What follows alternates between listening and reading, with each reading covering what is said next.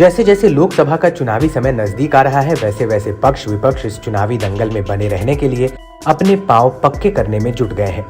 2024 में खुद को ज्यादा से ज्यादा मजबूत करने के लिए एक से एक नए मुद्दों को उठाया जा रहा है और एक दूसरे पर जमकर वार प्रतिवार किया जा रहा है। हाल ही में भोपाल में कार्यक्रम के दौरान पीएम मोदी ने पसमानदा मुसलमानों का जिक्र किया था और कांग्रेस पर धारदार निशाना साधा था। पीएम मोदी ने पसमानदा मुसलमानों के नाम पर वोट बैंक की राजनीति करने वालों को खरी खरी सुनाई थी। वहीं पीएम मोदी के इस बयान पर पलटवार करते हुए बहुजन समाजवादी पार्टी सुप्रीमो मायावती का बड़ा दांव खेल गई हैं, जिसके लपेटे में समाजवादी पार्टी भी आ गई है। मायावती ने पीएम मोदी के एजेंडे का समर्थन तो किया, लेकिन साथ ही कुछ ऐसा कह दिया जिससे बीजेपी के लिए नहले पर दहला जैसी स्थिति बन गई है। वहीं सपा प्रमुख अखिलेश यादव के लिए भी नई मुसीबत खड़ी हो गई है।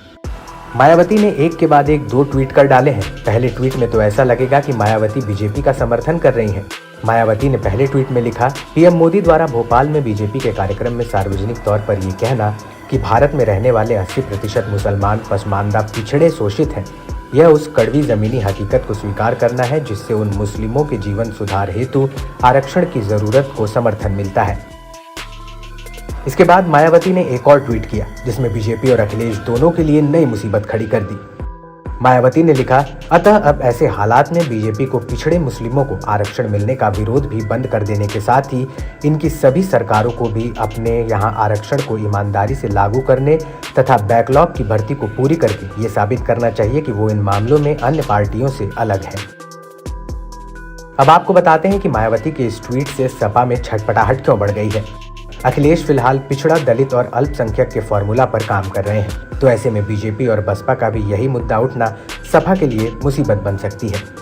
2019 में बीएसपी और एसपी ने यूपी में मिलकर चुनाव लड़ा था, लेकिन रामपुर और स्वार जैसी सीटों पर हार के बाद सपा का डर और बढ़ने लगा है। वहीं भाजपा ने 2024 के लिए पसमानदा मुसलमानों का मुद्दा यूं ही नहीं चुना।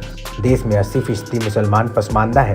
पीएम हर बड़ी रैली या समारोह में पसमानदा मुसलमानों के आर्थिक हैसियत और उनके पिछड़ेपन का जिक्र करते हैं।